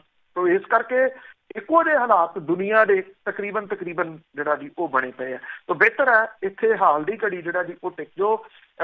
ਬਹੁਤਾ ਫਿਕਰ ਲੋਕਾਂ ਨੂੰ ਇਹ ਆ ਕਿ ਮੁੜ ਕੇ ਏਅਰਲਾਈਨਾਂ ਨੇ ਸਾਨੂੰ ਜਿਹੜਾ ਜੀ ਉਹ ਸੀਟ ਅੱਗੇ ਨਹੀਂ ਕਰਨੀ, ਉਹਨਾਂ ਨੇ ਰਿਫੰਡ ਨਹੀਂ ਦੇਣਾ। ਅਜਿਹਾ ਨਹੀਂ ਗਾ। ਏਅਰਲਾਈਨਸ ਜਿਹੜੀਆਂ ਨੇ ਜੀ ਉਹ ਉਹਨਾਂ ਨੂੰ ਤੁਹਾਡੇ ਨਾਲ ਕੋਆਪਰੇਟ ਤਾਂ ਕਰਨਾ ਹੀ ਪਊਗਾ। ਕੋਆਪਰੇਟ ਕਰਨਾ ਜਿਹੜਾ ਜੀ ਜਾਂ ਉਹਨਾਂ ਤੋਂ ਜਾਣਕਾਰੀ ਲੈਣੀ ਆਉਣੀ ਜਿਹੜੀ ਉਹ ਚਾਹੀਦੀ ਹੈ, ਕਿਉਂਕਿ ਜੇ ਤਾਂ ਤੁਹਾਡੇ ਕਸੂਰ ਦੇ ਨਾਲ ਤੁਸੀਂ ਇੱਥੇ ਨਹੀਂ ਜਾ ਰਹੇ ਫਿਰ ਹੋਰ ਗੱਲ ਹੈ। ਇਹ ਹੁਣ ਮੁਲਕ ਨੇ ਜਦੋਂ ਇੱਕ ਇੱਥੇ ਐਡਵਾਈਜ਼ਰੀ ਜਿਹੜੀ ਜਾਰੀ ਕਰਤੀ ਆ ਉਹਦੇ ਕਰਕੇ ਇਹ ਚੀਜ਼ਾਂ ਲਾ ਕੇ ਤੁਸੀਂ ਨਾਲ ਏਅਰਲਾਈਨ ਦੇ ਨਾਲ ਬਾਅਦ ਦੇ ਵਿੱਚ ਗੱਲ ਕਰ ਸਕਦੇ। ਪਿਛਲੇ ਦਿਨਾਂ ਦੇ ਵਿੱਚ ਏਅਰ ਕੈਨੇਡਾ ਨੇ ਇਹ ਕੀਤਾ ਸੀਗਾ ਕਿ ਉਹਨਾਂ ਨੇ ਇੱਥੇ ਆਉਣਾ, ਇਹ ਕਿਹਾ ਸੀਗਾ ਕਿ ਅਸੀਂ ਖਾਲੀ ਫਲਾਈਟਾਂ ਲੈ ਜਾਵਾਂਗੇ ਤੇ ਉੱਥੋਂ ਲੋਕ ਜਿਹੜੇ ਉਹ ਲੈ ਆਵਾਂਗੇ। ਉਹਨੂੰ ਉਹ ਫਲਾਈਟਾਂ ਰੱਦ ਕਰਨੀਆਂ ਪੈ ਗਈਆਂ ਜੀ, ਉਹ ਨਹੀਂ ਆ ਰਹੀਆਂ ਫਲਾਈਟਾਂ। ਇਹ ਇੱਕ ਬਹੁਤ ਵੱਡਾ ਵਹਿਮ ਜਿਹੜਾ ਜੀ ਇੱਥੇ ਫਸੇ ਹੋਏ ਲੋਕਾਂ ਦੇ ਮਨਾਂ ਦੇ ਵਿੱਚ ਬੈਠਾ ਹੋਇਆ ਵੀ ਨਹੀਂ ਉਹ ਫਲਾਈਟ ਤਾਂ ਖਾਲੀ ਆ ਰਹੀਆਂ ਨੇ ਤੇ ਇੱਥੋਂ ਆਪਣੇ ਬੰਦੇ ਲਿਜਾ ਰਹੀਆਂ ਨੇ। ਇਸ ਤਰ੍ਹਾਂ ਦਾ ਕੁਝ ਨਹੀਂ ਹੈਗਾ ਜੀ। ਜੀ ਬਹੁਤ ਕੁਝ ਚੇਂਜ ਹੋ ਗਿਆ ਜੀ, ਤੁਸੀਂ ਜ਼ਰੂਰ ਪਤਾ ਕਰੋ। ਤੇ ਅੱਗੇ ਪੰਜਾਬ ਦੀ ਗੱਲ ਕਰਦੇ ਹਾਂ ਕਿ 5 ਨਵੇਂ ਕੇਸ ਸਾਹਮਣੇ ਆਉਣ ਦੇ ਉੱਤੇ ਕਈ ਪਿੰਡਾਂ ਦਾ ਲਿੰਕ ਹੀ ਕੱਟਿਆ ਗਿਆ। ਬਿਲਕੁਲ ਜੀ, ਇਹ 5 ਨਵੇਂ ਜਿਹੜੇ ਕੇਸ ਆ ਇਹ ਸਾਹਮਣੇ ਆਏ ਆ ਔਰ 38 ਦੇ ਕਰੀਬ ਜਿਹੜੀ ਜੀ ਰਾਤ ਤੱਕ ਸੀਗੀ ਪੀੜਤਾਂ ਦੀ ਗਿਣਤੀ ਹੋ ਗਈ। 2000 ਲੋਕ ਨੇ ਜਿਨ੍ਹਾਂ ਨੂੰ ਆਈਸੋਲੇਸ਼ਨ ਦੇ ਵਿੱਚ ਰੱਖਣ ਦਾ ਜਿਹੜਾ ਬੰਦੋਬਸਤ ਕੀਤਾ ਗਿਆ। 1-2 ਦਿਨਾਂ ਦੇ ਵਿੱਚ 5000 ਬੰਦੇ ਜਿਹੜਾ ਜੀ ਉਹ ਆਈਸੋਲੇਟ ਕਰਨ ਦਾ ਪ੍ਰਬੰਧ ਕੀਤਾ ਜਾ ਰਿਹਾ। ਇਸ ਖਤਰਨਾਕ ਵਾਇਰਸ ਤੋਂ ਪੀੜਤ ਇੱਕ ਵਿਅਕਤੀ ਜਿਹੜਾ ਪੂਰੇ ਤਰੀਕੇ ਦੇ ਨਾਲ ਠੀਕ ਹੋ ਗਿਆ ਹੈ, ਬੜੀ ਪੋਜ਼ਿਟਿਵ ਜਿਹੜੀ ਉਹ ਖਬਰ ਹੈ। ਸਿਹਤ ਵਿਭਾਗ ਨੇ ਜਿਹੜੇ ਨਵੇਂ ਆਏ ਮਾਮਲਿਆਂ ਦੇ ਵਿੱਚ 3 ਲੋਕ ਨਵਾਂਸ਼ਹਿਰ ਡਿਸਟ੍ਰਿਕਟ ਦੇ, ਇੱਕ ਜਲੰਧਰ ਤੇ ਮੁਹਾਲੀ ਦੇ ਨਾਲ ਜਿਹੜਾ ਜੀ ਉਹ ਸੰਬੰਧਿਤ ਹੈ। ਨਵਾਂਸ਼ਹਿਰ ਜ਼ਿਲ੍ਹਾ ਸ਼ਹੀਦ ਭਗਤ ਸਿੰਘ ਨਗਰ ਜਿਹੜਾ ਜੀ ਕਰੋਨਾ ਵਾਇਰਸ ਤੋਂ ਪੀੜਤ ਲੋਕਾਂ ਦੀ ਗਿਣਤੀ ਵੱਧ ਕੇ ਇੱਥੇ 19 ਹੋ ਗਈ ਆ। ਮੁਹਾਲੀ ਤੇ ਹੁਸ਼ਿਆਰਪੁਰ ਦੇ ਵਿੱਚ 6-6, ਜਲੰਧਰ ਦੇ ਵਿੱਚ 5, ਅੰਮ੍ਰਿਤਸਰ ਤੇ ਲੁਧਿਆਣਾ ਦੇ ਵਿੱਚ 1-1 ਮਰੀਜ਼ ਕਰੋਨਾ ਵਾਇਰਸ ਤੋਂ ਜਿਹੜਾ ਜੀ ਉਹ ਪੀੜਤ ਹੈ। ਸਿਹਤ ਵਿਭਾਗ ਦੇ ਨਾਲ ਸੰਬੰਧਿਤ ਅਧਿਕਾਰੀ ਜਿਹੜੇ ਨੇ ਜੀ ਉਹ ਇਹ ਕਹਿੰਦੇ ਆ ਕਿ ਸੂਬੇ ਦੇ ਵਿੱਚ ਕਰੋਨਾ ਵਾਇਰਸ ਤੋਂ ਪ੍ਰਭਾਵਿਤ ਮਰੀਜ਼ਾਂ ਦੀ ਸਥਿਤੀ ਅਪ੍ਰੈਲ ਦੇ ਪਹਿਲੇ ਹਫ਼ਤੇ ਤੱਕ ਸਪਸ਼ਟ ਹੋਊਗੀ, ਪਰ ਵਿਭਾਗ ਦੇ ਵੱਲੋਂ ਲੋੜੀਂਦੇ ਪ੍ਰਬੰਧ ਜਿਹੜੇ ਜੀ ਉਹ ਕੀਤੇ ਜਾ ਰਹੇ ਆ। ਹੁਣ ਤੱਕ 790 ਦੇ ਕਰੀਬ ਲੋਕਾਂ ਦੇ ਸੈਂਪਲ ਲਏ ਗਏ ਆ। 480 ਦੇ ਨਤੀਜੇ ਨੈਗੇਟਿਵ ਆਏ ਆ। 271 ਸੈਂਪਲਾਂ ਦੀ ਉਡੀਕ ਹੈ। ਜਿਹੜੇ ਪਿੰਡ ਪੈਂਦੇ ਆ ਜੀ ਦੁਆਬੇ ਦੇ ਖੇਤਰ ਦੇ ਵਿੱਚ, ਇਹ ਸ਼ਹੀਦ ਭਗਤ ਸਿੰਘ ਨਗਰ ਨਵਾਂਸ਼ਹਿਰ ਦੇ ਵਿੱਚ ਖਾਸ ਤੌਰ ਦੇ ਉੱਤੇ ਕੁਝ ਇਹਦੇ ਵਿੱਚ ਪਿੰਡ ਜਿਹੜੇ ਜੀ ਉਹ ਹੁਸ਼ਿਆਰਪੁਰ ਦੇ ਸ਼ਾਮਲ ਨੇ, ਅੱਧੀ ਦਰਜਨ ਦੇ ਕਰੀਬ। ਜ਼ਿਆਦਾ ਪਿੰਡ ਜਿਹੜੇ ਆ ਜੀ ਉਹ 15 ਦੇ ਕਰੀਬ ਹੈਗੇ ਆ ਡਿਸਟ੍ਰਿਕਟ ਨਵਾਂਸ਼ਹਿਰ ਦੇ। ਇਹਨਾਂ ਨੂੰ ਬਿਲਕੁਲ ਜਿਹੜਾ ਜੀ ਉਹ ਦੀਨ ਦੁਨੀਆ ਤੋਂ ਵੱਖਰਿਆ ਕੀਤਾ ਗਿਆ ਜੀ। ਕਿਸੇ ਨੂੰ ਪਿੰਡ ਦੇ ਅੰਦਰ ਆਉਣ ਦੀ ਇਜਾਜ਼ਤ ਨਹੀਂ, ਕਿਸੇ ਨੂੰ ਪਿੰਡ ਦੇ ਵਿੱਚੋਂ ਬਾਹਰ ਜਾਣ ਦੀ ਪਰਮਿਸ਼ਨ ਜਿਹੜੀ ਹੈ ਜੀ ਉਹ ਨਹੀਂ ਗੀ। ਔਰ ਇੱਥੇ ਜਿਹੜੇ ਰਹਿੰਦੇ ਲੋਕ ਨੇ ਇਹਨਾਂ ਪਿੰਡਾਂ ਦੇ ਵਿੱਚ ਉਹਨਾਂ ਦੀ ਕੱਲੇ ਦੀ ਸਕਰੀਨਿੰਗ ਜਿਹੜੀ ਆ ਉਹ ਕੀਤੀ ਜਾ ਰਹੀ ਹੈ। ਸਿਹਤ ਵਿਭਾਗ ਦੇ ਕਰਮਚਾਰੀ ਤੇ ਪੁਲਿਸ ਪ੍ਰਸ਼ਾਸਨ ਦੇ ਲੋਕਾਂ ਨੂੰ ਹੀ ਇੱਥੇ ਜਿਹੜਾ ਜੀ ਉਹ ਜਾਣ ਦੀ ਪਰਮਿਸ਼ਨ ਹੈ। ਇਹਨਾਂ ਪਿੰਡਾਂ ਦੀਆਂ ਸੜਕਾਂ ਦੇ ਉੱਤੇ ਕੋਈ ਵਿਅਕਤੀ ਨਜ਼ਰ ਨਹੀਂ ਆਉਂਦਾ ਮਾਸਕ ਪਾਏ ਤੇ ਪੂਰੇ ਦੇ ਪੂਰੇ ਸਰੀਰ ਨੂੰ ਢਕੇ ਹੋਏ। ਸਿਹਤ ਵਿਭਾਗ ਦੇ ਕਰਮਚਾਰੀ ਨਜ਼ਰ ਆਉਂਦੇ ਆ, ਪੁਲਿਸ ਪ੍ਰਸ਼ਾਸਨ ਜਿਹੜਾ ਉਹ ਨਜ਼ਰ ਆਉਂਦਾ। ਕੁਝ ਲੋਕ ਇਹਨਾਂ ਪਿੰਡਾਂ ਦੇ ਜਦੋਂ ਇਹ ਸੀਲ ਕੀਤਾ ਗਿਆ, ਪਰਸੋਂ ਤੋਂ ਇਹਨਾਂ ਪਿੰਡਾਂ ਨੂੰ ਸੀਲ ਕੀਤਾ ਗਿਆ, ਉਹ ਬਾਹਰ ਗਏ ਹੋਏ ਸੀਗੇ, ਉਹਨਾਂ ਨੂੰ ਆਪਣੇ ਘਰਾਂ ਦੇ ਅੰਦਰ ਜਾਣ ਦੀ ਇਜਾਜ਼ਤ ਹੈ। ਦੂਜਿਆਂ ਨੂੰ ਕਿਸੇ ਨੂੰ ਹੋਰ ਪਿੰਡ ਦੇ ਵਿੱਚ ਜਿਹੜਾ ਜੀ ਉਹ ਆਉਣ ਦੀ ਇਜਾਜ਼ਤ ਨਹੀਂ ਹੈ। ਪਿੰਡ ਤੋਂ ਬਾਹਰ ਜਾਣ ਦੀ ਇਜਾਜ਼ਤ ਨਹੀਂ ਗੀ। ਇਸ ਕਰਕੇ ਇਹ ਲੋਕ ਜਿਹੜੇ ਨੇ ਜੀ ਇਹ ਬਿਲਕੁਲ ਕੱਟੇ ਗਏ ਨੇ। ਤੋ ਇਹ ਜਿੰਨੇ ਪਿੰਡ ਨੇ ਇੱਥੇ ਨਵਾਂਸ਼ਹਿਰ ਡਿਸਟ੍ਰਿਕਟ ਦੇ ਜਿਹੜੇ, ਕਿਉਂਕਿ ਇਹ ਬੈਲਟ ਜਿਹੜੀ ਹੈ ਜੀ NRI ਬੈਲਟ ਮੰਨੀ ਜਾਂਦੀ ਆ। ਜਿਹੜੇ ਪਹਿਲਾਂ ਪੁਰਾਣੇ ਜਿਹੜੇ ਬਾਹਰ ਵਲਾਇਤ ਨੂੰ ਗਏ, ਬਾਹਰਲੇ ਮੁਲਕਾਂ ਨੂੰ ਗਏ, ਉਹਨਾਂ ਦੇ ਵਿੱਚੋਂ ਇਹ ਪਿੰਡ ਆਉਂਦੇ ਆ। ਅੱਜ ਥੋੜ੍ਹੀ ਲੋੜ ਜਿਹੜੀ ਜੀ ਇਹਨਾਂ ਪਿੰਡਾਂ ਦੇ ਲੋਕਾਂ ਨੂੰ, ਜਿੰਨੇ ਉਹਨਾਂ ਦੇ ਪਿੰਡਾਂ ਦੇ ਲੋਕ ਬਾਹਰਲੇ ਮੁਲਕਾਂ 'ਚ ਰਹਿੰਦੇ ਆ ਰਿਸ਼ਤੇਦਾਰ, ਉਹਨਾਂ ਨਾਲ ਫੋਨ ਵਗੈਰਾ ਦੇ ਉੱਤੇ ਸੰਪਰਕ ਰੱਖਣ ਦੀ ਆ। ਕਿਉਂਕਿ ਜਦੋਂ ਇਉਂ ਤੁਸੀਂ ਦੀਨ ਦੁਨੀਆ ਤੋਂ ਕੱਟ ਆਫ ਹੋ ਜਾਂਦੇ ਹੋ ਤੇ ਤੁਹਾਨੂੰ ਮੈਂਟਲੀ ਤੌਰ ਦੇ ਉੱਤੇ ਇੱਕ ਜਿਹੜਾ ਜੀ ਉਹ ਕਿਸੇ ਦੇ ਹੌਸਲੇ ਦੀ ਜ਼ਰੂਰਤ ਹੁੰਦੀ ਆ। ਇਹਨਾਂ ਪਿੰਡਾਂ ਦੇ ਜਿਹੜੇ ਲੋਕ ਨੇ ਉਹ ਇਹਨਾਂ ਆਪਣੇ ਰਿਸ਼ਤੇਦਾਰਾਂ, ਦੋਸਤਾਂ, ਮਿੱਤਰਾਂ ਦੇ ਸੰਪਰਕ ਦੇ ਵਿੱਚ ਰਹਿਣ, ਫੋਨ ਵਗੈਰਾ ਦੇ ਉੱਤੇ ਉਹਨਾਂ ਦਾ ਹਾਲ ਚਾਲ ਪੁੱਛਦੇ ਰਹਿਣ, ਡਰਾਉਣਾ ਨਾ। ਬਾਕੀ ਉਮੀਦ ਹੈ ਜੀ ਅਜੇ ਸੈਂਪਲ ਲਏ ਗਏ ਆ, ਇਹ ਕੋਈ ਸਾਰੇ ਦੇ ਸਾਰੇ ਪਿੰਡ ਜਿਹੜੇ ਜੀ ਉਹ ਪ੍ਰਭਾਵਿਤ ਨਹੀਂ ਗਏ। ਸੈਂਪਲਾਂ ਦੀ ਰਿਪੋਰਟ ਕੀ ਆਉਂਦੀ ਆ, ਇਹ ਜਿਹੜੇ April ਦੇ ਪਹਿਲੇ ਹਫ਼ਤੇ ਦੇ ਵਿੱਚ ਕਾਫੀ ਹੱਦ ਤੱਕ ਕਲੀਅਰ ਹੋ ਚੁੱਕਾ। ਜੀ ਜੀ। ਤੇ ਅੱਗੇ ਲੁਧਿਆਣਾ ਜੇਲ੍ਹ ਦੀ ਗੱਲ ਕਰਦੇ ਹਾਂ, ਉਸ ਦੇ ਵਿੱਚੋਂ ਕੈਦੀ ਛੱਡਣੇ ਸ਼ੁਰੂ ਕੀਤੇ ਗਏ। ਬਿਲਕੁਲ ਜੀ, ਜਿਵੇਂ ਪੰਜਾਬ ਸਰਕਾਰ ਨੇ ਇਹ ਗੱਲ ਜਿਹੜੀ ਦੀ ਕਹੀ ਹੈ ਕਿ 6,000 ਦੇ ਕਰੀਬ ਜਿਹੜੇ ਕੈਦੀ ਤੇ ਹਵਾਲਾਤੀ ਨੇ, ਉਹਨਾਂ ਦੇ ਵੱਲੋਂ ਜਿਹੜਾ ਉਹ ਛੱਡੇ ਜਾਣੇ ਆ ਆਉਂਦੇ ਦਿਨਾਂ ਦੇ ਦੌਰਾਨ। ਲੁਧਿਆਣਾ ਜੇਲ੍ਹ ਦੇ 127 ਹਵਾਲਾਤੀ ਨੇ ਜਿਹੜੇ ਉਹਨਾਂ ਨੂੰ ਘਰ ਭੇਜਣ ਦੀ ਪ੍ਰਕਿਰਿਆ ਜਿਹੜੀ ਉਹ ਸ਼ੁਰੂ ਹੋਈ ਆ। ਹਵਾਲਾਤੀ ਉਹ ਹੁੰਦੇ ਆ ਜੀ ਜਿਨ੍ਹਾਂ ਦੇ ਕੇਸ ਚੱਲਦੇ ਆ, ਜੇ ਕੋਈ ਫੈਸਲਾ ਨਹੀਂ ਹੋਇਆ ਹੁੰਦਾ। ਕੈਦੀ ਉਹ ਹੁੰਦੇ ਆ ਜਿਨ੍ਹਾਂ ਨੂੰ ਸਜ਼ਾ ਜਿਹੜੀ ਉਹ ਹੋ ਗਈ ਹੋਈ, ਜਿਹੜੀ ਸਜ਼ਾ ਭੁਗਤ ਰਹੇ ਆ। ਇਹ ਹਵਾਲਾਤੀਆਂ ਨੂੰ 6 ਹਫ਼ਤਿਆਂ ਦੇ ਵਾਸਤੇ ਘਰ ਭੇਜਿਆ ਜਾ ਰਿਹਾ ਔਰ ਇਹਨਾਂ ਦੇ ਪਰਿਵਾਰਾਂ ਦੇ ਕੋਲੋਂ ਜ਼ਮਾਨਤੀ ਬੌਂਡ ਜਿਹੜੇ ਉਹ ਭਰਵਾਏ ਜਾ ਰਹੇ ਆ। ਇਹਨਾਂ ਦੀ ਰਿਹਾਈ ਦਾ ਕੰਮ ਲੁਧਿਆਣੇ ਜੇਲ੍ਹ ਤੋਂ ਜਿਹੜਾ ਜੀ ਉਹ ਸ਼ੁਰੂ ਹੋ ਗਿਆ। ਜੇਲ੍ਹਾਂ ਦੇ ਵਿੱਚ ਬੰਦ ਬੰਦੀਆਂ ਨੂੰ ਛੱਡਣ ਦੇ ਸੁਪਰੀਮ ਕੋਰਟ ਦੇ ਵੱਲੋਂ ਹੁਕਮ ਜਾਰੀ ਜਿਹੜੇ ਉਹ ਕੀਤੇ ਗਏ ਸੀਗੇ, ਜਿਹਦੇ ਕਰਕੇ ਪੰਜਾਬ ਸਰਕਾਰ ਨੂੰ ਇਹ ਫੈਸਲਾ ਲੈਣਾ ਪਿਆ। ਜਿਨ੍ਹਾਂ ਹਵਾਲਾਤੀਆਂ ਨੂੰ 7 ਸਾਲ ਜਾਂ ਇਸ ਤੋਂ ਘੱਟ ਦੀ ਸਜ਼ਾ ਹੋਈ ਹੈ ਕੈਦੀਆਂ ਨੂੰ, ਉਹਨਾਂ ਨੂੰ ਛੱਡਿਆ ਜਾ ਰਿਹਾ। ਪੰਜਾਬ ਦੇ ਵਿੱਚੋਂ 6,000 ਜਿਹੜੇ ਹਵਾਲਾਤੀ ਤੇ ਕੈਦੀ ਨੇ, ਉਹਨਾਂ ਨੂੰ ਛੱਡਣ ਦਾ ਐਲਾਨ ਜੇਲ੍ਹ ਮੰਤਰੀ ਦੇ ਵੱਲੋਂ ਕੀਤਾ ਗਿਆ ਸੀਗਾ। ਇਹਦੇ ਤਹਿਤ ਲੁਧਿਆਣੇ ਦੇ ਕੇਂਦਰੀ ਜੇਲ੍ਹ ਦੇ ਵਿੱਚੋਂ ਇਹ ਸੂਚੀ ਜਿਹੜੀ ਉਹ ਤਿਆਰ ਕੀਤੀ ਗਈ ਸੀ, ਜਿਨ੍ਹਾਂ ਦੇ ਘਰਾਂ ਦੇ ਵਿੱਚ ਸੁਨੇਹੇ ਭਿਜਵਾਏ ਗਏ, ਜਿਹੜੇ ਉਹਨਾਂ ਦੇ ਇਹਨਾਂ ਨੂੰ ਛੱਡਿਆ ਗਿਆ ਜਾਂ ਕੁਝ ਨੂੰ ਅੱਜ ਜਿਹੜਾ ਜੀ ਉਹ ਛੱਡਿਆ ਜਾਊਗਾ। ਜੇਲ੍ਹ ਪ੍ਰਸ਼ਾਸਨ ਇਹ ਕਹਿੰਦਾ ਕਿ 7 ਸਾਲ ਤੋਂ ਘੱਟ ਸਜ਼ਾ ਵਾਲਿਆਂ ਦੇ ਵਿੱਚੋਂ 74 ਕੈਦੀ ਆ ਜਿਹੜੇ ਪਹਿਲਾਂ ਹੀ ਪੈਰੋਲ ਦੇ ਉੱਤੇ ਛੁੱਟੀ ਦੇ ਉੱਤੇ ਗਏ ਹੋਏ ਆ, ਜਿਹੜੀ ਉਹਨਾਂ ਨੂੰ ਲੀਗਲੀ ਮਿਲਦੀ ਆ। ਉਹਨਾਂ ਨੂੰ ਵੀ ਕਹਿ ਦਿੱਤਾ ਗਿਆ ਕਿ ਅਦਾਲਤਾਂ ਦੇ ਵਿੱਚ ਉਹ ਆਪਣਾ ਹਲਫਨਾਮਾ ਦਾਖਲ ਕਰ ਦੇਣ। ਉਸ ਤੋਂ ਬਾਅਦ ਉਹਨਾਂ ਦੀ ਜਿਹੜੀ ਛੁੱਟੀ ਹੈ ਇਹ 6 ਹਫ਼ਤਿਆਂ ਦੇ ਵਾਸਤੇ ਹੋਰ ਵਧਾ ਦਿੱਤੀ ਜਾਊਗੀ। ਜਿਹੜੇ ਕੇਂਦਰੀ ਜੇਲ੍ਹ ਦੇ ਸੁਪਰਡੈਂਟ ਨੇ ਉਹਨੇ ਕਿਹਾ ਕਿ ਹਵਾਲਾਤੀਆਂ ਦੇ ਮਾਪੇ ਕਰਫਿਊ ਕਰਕੇ ਜਿਹੜਾ ਨਹੀਂ ਆਏ, ਉਹਨਾਂ ਨੂੰ ਸੈਟਰਡੇ ਨੂੰ ਜਿਹੜਾ ਦੀ ਉਹ ਪਾਸ ਜਾਰੀ ਕਰਕੇ ਭੇਜਿਆ ਜਾਊਗਾ ਔਰ ਉਹਨਾਂ ਨੂੰ ਜਿਹੜਾ ਜੇਲ੍ਹ ਦੇ ਵਿੱਚੋਂ ਰਿਹਾ ਕੀਤਾ ਜਾਊਗਾ। ਇਹ ਲੁਧਿਆਣੇ ਦੀ ਜੇਲ੍ਹ ਦੀ ਆ। ਬਾਕੀ ਜਿਹੜੀਆਂ ਜੇਲ੍ਹਾਂ ਨੇ ਉਹਨਾਂ ਦੇ ਵਿੱਚੋਂ ਵੀ ਕੈਦੀਆਂ ਨੂੰ ਰਿਹਾ ਕਰਨ ਦਾ, ਛੱਡਣ ਦਾ, ਰਿਹਾ ਨਹੀਂ ਜਿਹੜਾ ਪੈਰੋਲ ਦੇ ਉੱਤੇ 6-6 ਹਫ਼ਤੇ ਦੇ ਵਾਸਤੇ ਘਰ ਭੇਜਣ ਦਾ ਸਿਲਸਿਲਾ ਜਿਹੜਾ ਜੀ ਉਹ ਲਿਸਟਾਂ ਦੇ ਮੁਤਾਬਕ ਜਿਹੜਾ ਜੀ ਉਹ ਸ਼ੁਰੂ ਹੋ ਗਿਆ ਤੇ ਅਗਲੇ 3-4 ਦਿਨਾਂ ਦੇ ਵਿੱਚ ਇਹ ਕੈਦੀ ਤੇ ਹਵਾਲਾਤੀ ਜਿਹੜੇ ਆ ਉਹ ਛੱਡੇ ਜਾ ਸਕਦੇ ਜੀ। ਤੇ ਅਖੀਰ ਦੇ ਵਿੱਚ ਗੱਲ ਕਰਦੇ ਹਾਂ, ਪਿਛਲੇ ਕੁਝ ਦਿਨਾਂ ਦੇ ਵਿੱਚ ਜਿਸ ਤਰ੍ਹਾਂ ਦੀਆਂ ਵੀਡੀਓ ਆ ਰਹੀਆਂ ਸੀਗੀਆਂ, ਪੁਲਿਸ ਆ ਜਿਹੜੀ ਬੁੱਚੜਾਂਗ ਕਟਾਪਾ ਕਰ ਰਹੀ ਸੀ ਲੋਕਾਂ ਦੀ, ਉਹ ਤਾਂ ਘਟਿਆ, ਪਰ ਲੋਕਾਂ ਦੇ ਜ਼ਖਮ ਅਜੇ ਅੱਲੇ। ਦੇਖੋ ਜੀ, ਐਕਚੁਅਲੀ ਜਿਹੜੇ ਮੁੱਖ ਮੰਤਰੀ ਨੂੰ ਜਿਹੜਾ ਜੀ ਉਹ ਕਰਨਾ ਪਿਆ ਕਿਉਂਕਿ ਰੌਲਾ ਪੈ ਗਿਆ ਬਹੁਤ ਜ਼ਿਆਦਾ। ਜਿਹੜਾ ਜੀ ਵੀਡੀਓ ਸੀਗੀਆਂ, ਪੁਲਿਸ ਤਾਂ ਹੈਰਾਨੀਜਨਕ ਤਰੀਕੇ ਨਾਲ ਟਿਕਟੋਕ ਤੇ ਆ ਗਈ। ਬਹੁਤੀ ਵੀਡੀਓ ਜਿਹੜੀਆਂ ਸੀ ਉਹ ਬਣਾ ਕੇ ਗਾਣਿਆਂ ਦੇ ਜਿਹੜਾ ਜੀ ਪਿੱਛੇ ਲਾ ਕੇ ਜਦੋਂ ਚੱਲਣੀ ਸ਼ੁਰੂ ਹੋਈ, ਪਹਿਲੇ ਦਿਨ ਤਾਰੀਫ ਹੋਈ ਪੁਲਿਸ ਦੀ, ਪੁਲਿਸ ਨੂੰ ਸ਼ਾਬਾਸ਼ੀ ਦੀ ਕਿ ਉਹ ਕਰਫਿਊ ਜਿਹੜਾ ਵੀ ਉਹ ਲਾਗੂ ਕਰਵਾਉਣ ਦੇ ਵਾਸਤੇ ਸਹੀ ਤਰੀਕਾ ਅਪਣਾ ਰਹੀ ਹੈ। ਪਰ ਬਾਅਦ ਦੇ ਵਿੱਚ ਪੁਲਿਸ ਜਿਹੜੀ ਸੀ ਨਾ ਉਹ ਚਾਂਬਲ ਗਈ ਔਰ ਇਹ ਚਾਂਬਲਪਣੇ ਦੇ ਵਿੱਚ ਉਹਨਾਂ ਨੇ ਫਿਰ ਜਿਹੜਾ ਮੂਹਰੇ ਆਇਆ ਉਹਦੇ ਨਾਲ ਧੱਕਾ ਕੀਤਾ। ਧੱਕਾ ਵੀ ਇੰਨਾ ਬੁਰੇ ਤਰੀਕੇ ਦੇ ਨਾਲ ਜਿਹੜਾ ਜੀ ਉਹ ਕੀਤਾ ਕਿ ਜਿੱਥੇ ਪੈਂਦੀ ਆ ਉੱਥੇ ਪੈਣ ਦੇ ਪਤਾ ਨਹੀਂ ਉਹਦੇ ਵਿੱਚੋਂ ਕਿੰਨੇ ਕੁ ਲੋਕ ਜਿਹੜੇ ਕਿੰਨੇ ਗੰਭੀਰ ਜ਼ਖਮੀ ਹੋਏ ਹੋਣਗੇ। ਔਰ ਇਹਨਾਂ ਦੀਆਂ ਵੀਡੀਓਜ਼ ਜਿਹੜੀਆਂ ਜੀ ਜਦੋਂ ਜ਼ਿਆਦਾ ਆਉਣੀਆਂ ਸ਼ੁਰੂ ਹੋ ਗਈਆਂ ਤੇ ਮੁੱਖ ਮੰਤਰੀ ਨੂੰ ਇਹਦੇ ਵਿੱਚ ਦਖਲ ਜਿਹੜਾ ਸੀ ਉਹ ਦੇਣਾ ਪਿਆ। ਪੰਜਾਬ ਦੇ ਵਿੱਚ ਪੁਲਿਸ ਜ਼ਿਆਦਤੀਆਂ ਦੇ 113 ਦੇ ਕਰੀਬ ਮਾਮਲੇ ਜਿਹੜੇ ਆ ਜੀ ਉਹ ਸਾਹਮਣੇ ਆਏ ਆ ਔਰ ਇੱਕ 55 ਸਾਲਾਂ ਦਾ ਵਿਅਕਤੀ ਆ ਜਿਹੜਾ ਕਿ ਡਿਪਰੈਸ਼ਨ ਦੇ ਵਿੱਚ ਚਲੇ ਗਿਆ।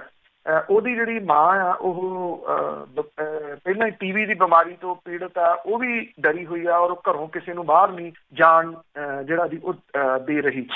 ਇਸੇ ਤਰੀਕੇ ਦੇ ਨਾਲ ਇੱਥੇ ਅੰਮ੍ਰਿਤਸਰ ਦੇ ਵਿੱਚ ਇੱਕ ਵਿਅਕਤੀ ਜਿਹੜਾ ਕਿ ਫਾਇਰ ਬ੍ਰਿਗੇਡ ਮਹਿਕਮੇ ਦੇ ਵਿੱਚ ਕੰਮ ਕਰਦਾ ਸੀ, ਉਹਨੂੰ ਪੁਲਿਸ ਨੇ ਬਹੁਤ ਬੁਰੇ ਤਰੀਕੇ ਦੇ ਨਾਲ ਕੁੱਟਿਆ। ਫਾਇਰ ਬ੍ਰਿਗੇਡ ਵਾਲਿਆਂ ਨੇ ਜਿਹੜੀ ਸੀ ਉਹ ਹੜਤਾਲ ਕਰਤੀ। ਉਹਨਾਂ ਨੇ ਫਾਇਰ ਬ੍ਰਿਗੇਡ ਲਿਆ ਕੇ ਥਾਣੇ ਦੇ ਮੂਹਰੇ ਲਾਤੀਆਂ ਤੇ ਉੱਥੇ ਜਿਹੜਾ ਸੀਗਾ ਜਿਹਨੇ ਕੁੱਟਿਆ ਸੀ ਉਹਨੂੰ ਫਿਰ ਸਸਪੈਂਡ ਕਰਨਾ ਜਿਹੜਾ ਵੀ ਉਹ ਪੈ ਗਿਆ। ਔਰ 113 ਦੇ ਕਰੀਬ ਪੁਲਿਸ ਜ਼ਿਆਦਤੀਆਂ ਦੇ ਮਾਮਲੇ ਜਿਹੜੇ ਉਹ ਸਾਹਮਣੇ ਆਏ ਆ। ਇਹ ਕੁਝ ਵਕੀਲਾਂ ਨੇ ਇਹਨੂੰ ਜਿਹੜਾ ਵੀ ਹਾਈ ਕੋਰਟ ਦੇ ਚੀਫ ਜਸਟਿਸ ਤੱਕ ਜਿਹੜਾ ਉਹ ਲੈ ਕੇ ਗਏ ਆ, ਉਹਨਾਂ ਨੂੰ ਚਿੱਠੀ ਲਿਖੀ ਆ। ਅਜੇ ਹਾਈ ਕੋਰਟ ਨੇ ਇਸ ਮਾਮਲੇ ਦੇ ਉੱਤੇ ਕੋਈ ਨੋਟਿਸ ਜਿਹੜਾ ਜੀ ਉਹ ਨਹੀਂ ਲਿਆ। ਹੁਣ ਜਿਹੜੀ ਪੰਜਾਬ ਸਰਕਾਰ ਹੈ ਜੀ ਉਹ ਕਹਿੰਦੀ ਹੈ ਕਿ ਅਸੀਂ ਪੁਲਿਸ ਨੂੰ ਇਹ ਕਿਹਾ ਕਿ ਉਹ ਸੰਜਮ ਵਰਤੇ ਔਰ ਲੋਕਾਂ ਦੇ ਨਾਲ ਇਉਂ ਕੁਟਾਪਾ ਜਿਹੜਾ ਉਹ ਨਾ ਕਰੇ। ਪਰ ਸਵਾਲ ਇਹ ਹੈ ਕਿ ਜਿਨ੍ਹਾਂ ਦਾ ਕੁਟਾਪਾ ਹੋ ਗਿਆ ਉਸ ਮਾਮਲੇ ਦੇ ਉੱਤੇ ਪੁਲਿਸ ਨੇ ਸਰਕਾਰ ਨੇ ਜਿਹੜੀ ਜੀ ਕਿਸੇ ਕਿਸਮ ਦੀ ਕੋਈ ਇਨਵੈਸਟੀਗੇਸ਼ਨ ਜਿਹੜੀ ਹੈ ਜੀ ਉਹ ਅਜੇ ਤੱਕ ਕਰਨ ਦੇ ਹੁਕਮ ਜਿਹੜੇ ਉਹ ਨਹੀਂ ਕੀਤੇ। ਸੋ ਇਸ ਕਰਕੇ ਇਹ ਜਿਹੜਾ ਕੁਟਾਪਾ ਹੈ ਜੀ ਇਹ ਬਹੁਤ ਲੰਮਾ ਸਮਾਂ ਜਿਹੜਾ ਪੰਜਾਬ ਦੇ ਲੋਕਾਂ ਨੂੰ ਯਾਦ ਰਹੂਗਾ। ਹਾਲਾਂਕਿ ਇਹਦੇ ਵਿੱਚ ਇਹ ਵੀ ਆ ਕਿ ਇਹਨੂੰ ਲੈ ਕੇ ਬਹਿਸ ਜਿਹੜੀ ਹੈ ਜੀ ਉਹ ਸੋਸ਼ਲ ਮੀਡੀਆ ਦੇ ਉੱਤੇ ਪੱਕੀ ਹੋਈ ਆ। ਕੁਝ ਲੋਕ ਇਹਦੇ ਹੱਕ ਦੇ ਵਿੱਚ ਨੇ, ਕੁਝ ਲੋਕ ਇਹਦੇ ਵਿਰੋਧ ਦੇ ਵਿੱਚ ਜਿਹੜਾ ਜੀ ਉਹ ਕਹਿ ਰਹੇ ਨੇ। ਕੁਝ ਲੋਕ ਇਹ ਕਹਿੰਦੇ ਨੇ ਕਿ ਪੁਲਿਸ ਨੂੰ ਇੰਨੀ ਖੁੱਲ੍ਹ ਜਿਹੜੀ ਜੀ ਉਹ ਨਹੀਂ ਹੋਣੀ ਚਾਹੀਦੀ। ਜੇ ਉਹਨੂੰ ਖੁੱਲ੍ਹ ਮਿਲਦੀ ਹੈ ਤਾਂ ਉਹ ਥੋੜ੍ਹੀ ਬਹੁਤ ਹੀ ਖੁੱਲ੍ਹ ਮਿਲਦੀ ਆ, ਬਾਕੀ ਉਹ ਆਪੇ ਧੱਕੇ ਦੇ ਨਾਲ ਲੈ ਲੈਂਦੀ। ਬਿਲਕੁਲ ਜੀ, ਬਿਲਕੁਲ। ਬਹੁਤ ਬਹੁਤ ਧੰਨਵਾਦ ਬਲਤੇਜ ਪੰਨਾ ਜੀ। ਮਿਹਰਬਾਨੀ ਜੀ, ਧੰਨਵਾਦ। ਸਤਿ ਸ਼੍ਰੀ ਅਕਾਲ ਜੀ। ਤੇ ਸਰੋਤਿਓ, ਇਸੇ ਦੇ ਨਾਲ ਸਾਡਾ ਅੱਜ ਦਾ ਬੁਲੇਟਿਨ ਇੱਥੇ ਸਮਾਪਤ। ਬਲਵਿੰਦਰ ਕੌਰ ਵੱਲੋਂ ਵੀ ਆਪ ਸਭ ਨੂੰ ਹੀ ਸਤਿ ਸ਼੍ਰੀ ਅਕਾਲ।